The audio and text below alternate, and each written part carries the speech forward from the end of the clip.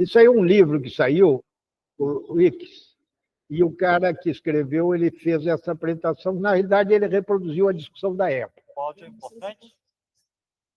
Não. A gente vai ouvir, mas quem está na internet, eu posso fazer ouvir. Não tem o texto, tem tradução aí, não? Tem tradução. Tem uma tradução, a gente botou uma tradução em português do Brasil. Não, mas é importante o som. O som, ele...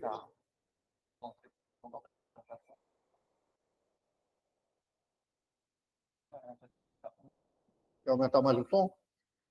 É botar o som na... Quer botar mais alto, Lico? Não é o som para cá, o som para a internet. Extraordinary. Throughout the day, they're spread over a 20-mile radius, foraging for food and doing their starling thing. But at night, before they settle down to rest, the starlings put on one of the most spectacular shows in the natural world. It's called a murmuration, in reference to the beating of thousands of pairs of wings. Vamos botar no início. Eu tinha dito que é um cara que fez essa apresentação para divulgar o livro dele. Over the moors of England, thousands of starlings come together to create something extraordinary. Throughout the day, they're spread over a 20-mile radius, foraging for food and doing their starling thing.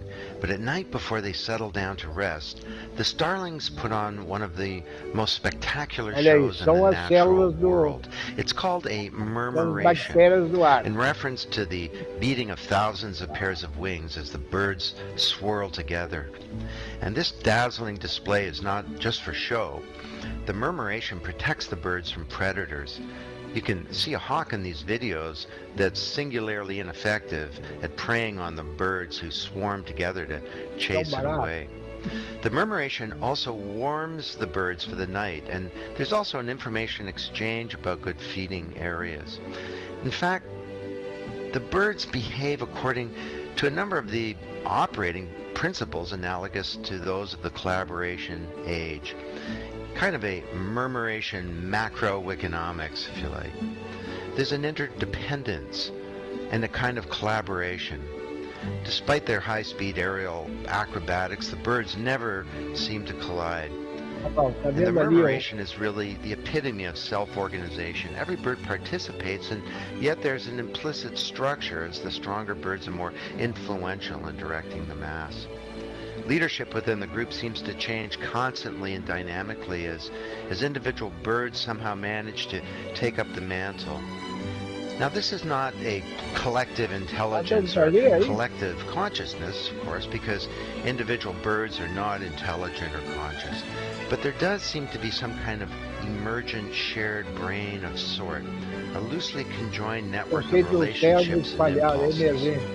Now, starlings are not intelligent, but humans are. Anthony Williams and I wondered, is it possible that as everyone connects through the global digital platform, could we begin to share not only information, but also the capacity to remember, to process information, and to even think? Is this just a fanciful analogy, or will we come to consider networking as the neural roots that connect human beings in a way that creates something fundamentally new? Arguably, it's now possible with modern technology for organizations and even societies to share a perspective and even some kind of consciousness, a state of being aware, of informed, of concerned or intentional. With some kind of new consciousness and interconnectivity, the capacity to learn dynamically as organizations, rebuilding our failing institutions, and using the web as a global platform for collaboration. If networking can speed up the metabolism of our collaboration and a new kind of shared thinking and learning, could this be applied within and between organizations to innovate better, to create prosperity, and to advance society? Perhaps the murmuration O problema é shows que us os humanos the fazem missing isso, link in eles mudam creating de learning caráter. organizations like people that aren't conscious cannot learn. Wow. This is a time of great peril and danger, but it's a time of opportunity. And the murmuration gives me hope that through collaboration, perhaps this smaller world that our children inherit could be a better one. Bom, Muito bom esse livro. Interessante, né? faltou... Ó, alguém quer observar, falar Eu alguma coisa estava falando aqui que agora? nos peixes é parecido, só que é um pouco mais lento, então parece menos impossível. Aí parece um pouco impossível. Nos peixes, Parece? um pouco menos impossível.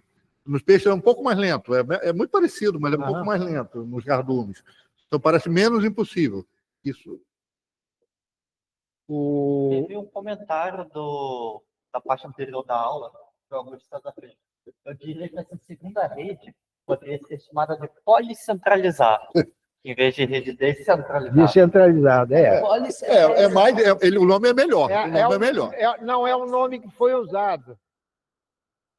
Mas o descentralizado tem o papel de mostrar para as pessoas que isso aí não serve.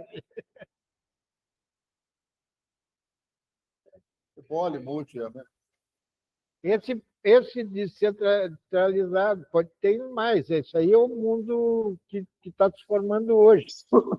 Ou seja, que é um mundo que não é mais centralizado pelo imperialismo americano, mas que vai descentralizar. É um processo que está evoluindo do centralizado para com polos, etc., BRICS, isso, aquilo outro.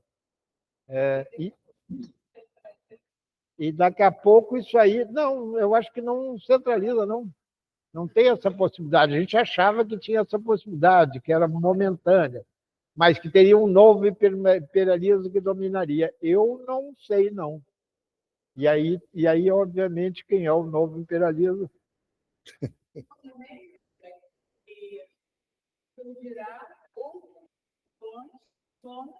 Trazer de novo novos... Vai descentralizar de novo, entendeu? Quer dizer, aquilo que pode centralizar agora, amanhã já não será mais. O processo de descentralização é um processo que não é unilateral. Ele é isso nós vamos falar um pouco depois. Eu vou comentar um pouco depois das características dessas diferenças. Que é que ele não é uma coisa homogênea. Uhum. Ou seja, uma característica da complexidade é que não há coisas homogêneas. Uhum. Era para terminar a sessão de filme, sessão de cinema, vamos apresentar aquele dos 7 minutos. Tá. Ou seja, eu vou falar um pouquinho. Ou seja, quer dizer, eu falei para vocês das redes, do processo de modificação das redes. Tá? Como isso está ligado ao processo de comunicação, tá? Do simples para o complexo, do livro para a internet. Ou seja, e falei de um processo que existe aí de sincronização, que é a característica desse mundo descentralizado. Esse mundo descentralizado, não, esse mundo distribuído. Tá? O conceito distribuído é bem interessante, porque ele se distribui. Isso aí... Peraí. Deixa eu ver se é isso aí agora. O que acontece é que, num dado momento, a gente começou, digo a gente porque eu estava nessas discussões, começou a pensar, mas então o processo de organização não é um processo do homem, ele é um processo de todos os animais. Mas... e inclusive as bactérias, etc., de todo ser vivo, a gente dizia. O processo de organização é um processo de todo ser vivo. Mas aí começou a ver que isso acontecia nos corais, isso acontecia em coisas que a vivibilidade dele, a Jane vai fazer correção, é discutível. Ou seja, porque ele é entre pedra e animal. Ou seja, essa coisa meio transitória. E aí começou a se pensar, mas então o processo de transição não seria só dos seres vivos. Processo de organização. Hã? Processo de organização. É um processo de organização da natureza. E natureza, entre aspas, né? Porque nós falamos de natureza. E que, nesse sentido, foi chave uma descoberta que aconteceu, que era aquela que a gente estava falando aqui, enquanto tinha caído, estava sendo invadido lá, ou seja, aqui ninguém invadiu, a gente começou a conversar e falar desse filme que vai passar aí, que é bom vocês verem depois inteiro. Mas nós vamos mostrar apenas 3 minutos, onde se começou a ver que o processo de sincronização não eles vivos nem em pedras e nem em instrumentos feitos pela natureza. Ele acontecia também em instrumentos e coisas feitas pelo homem. E ele mostra isso, como é que acontece o processo de sincronização entre objetos. Ele fala também do outro, todo mundo falava, no resto do filme ele fala dos vagalumes, de todos os processos, mas aí tem uma parte que ele apresenta a sincronização de 2 relógios, 2 marcadores, que é aqueles marca-passo. Tá? Que se achava que aqueles marca-passos, ou seja, eles eram tão precisos que sempre tinham a mesma trajetória. Aí começou a descobrir que eles tinham algo vivo ali que não representava a mesma mecânica da sua construção. E ele mostra isso agora. Esse está pior ainda para gente. Eu não consigo ajeitar o Que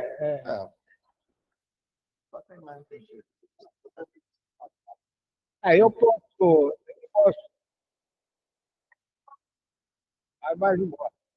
ele está mostrando, ele vai mostrar como o processo de sincronização acontece entre objetos.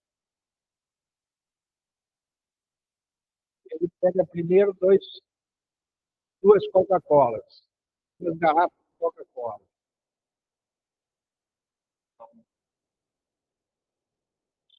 Não, ele bota o tempo. Ele bota exatamente.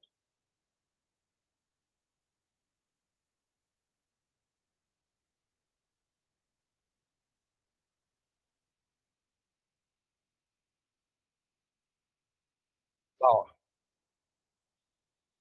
Ele usa 2 metrônomos.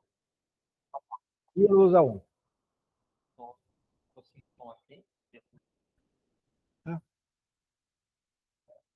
O som Na live ficou sem som. Mas o som não é mais Sim, mas aí nesse caso aí é importante o som, mas não nesse caso aí. Quando começa. Vocês veem que os metrônomos estão diferentes. Isso ele está só mostrando os objetos dele. Agora ele vai fazer a experiência. Stand here. What I'm hoping is that they might just drift apart because their frequencies aren't perfectly the same.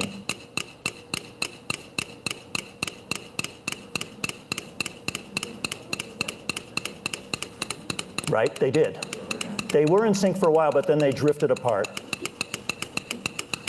And the reason is that they're not able to communicate. Now, you might think that's a bizarre idea. How can metronomes communicate? Well, they can communicate through mechanical forces. So I'm going to give them a chance to do that. I also want to wind this one up a little bit. How can they communicate? I'm going to put them on a movable platform, which is the Guide to Graduate Study at Cornell. Okay, so here it is. Let's see if we can get this to work. My wife pointed out to me that it will work better if I put both on at the same time, because otherwise the whole thing will tip over. All right, so there we go. Let's see. Okay, I'm not trying to cheat. Let me start them out of sync. No, hard to even do that.